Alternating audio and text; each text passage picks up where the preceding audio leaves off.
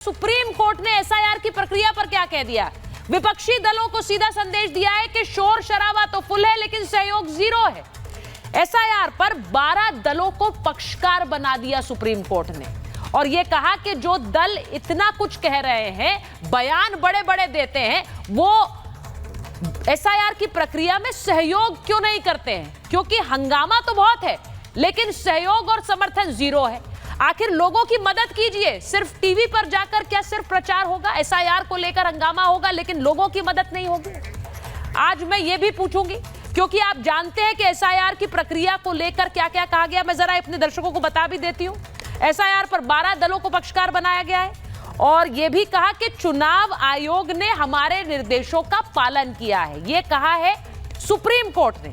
लेकिन उन्होंने कहा कि जो राजनीतिक दल हैं वो भी बीएलए के जरिए काम कराएं, यानी कि लोगों की समस्याएं सिर्फ टेलीविजन डिबेट्स पर क्यों हो रही हैं, उनके ऊपर हो हंगामा क्यों हो रहा है, आप जमीन पर जाकर लोगों की मदद क्यों नहीं करते हैं, ये कोर्ट ने कहा है। राजनीतिक पार्टियों को विरोध का अधिकार है, ये भी माना है और ये भी कहा है कि आधार को भी आप एक जरूरी दस्तावेज मानेंगे एसआईआर की प्रक्रिया पे।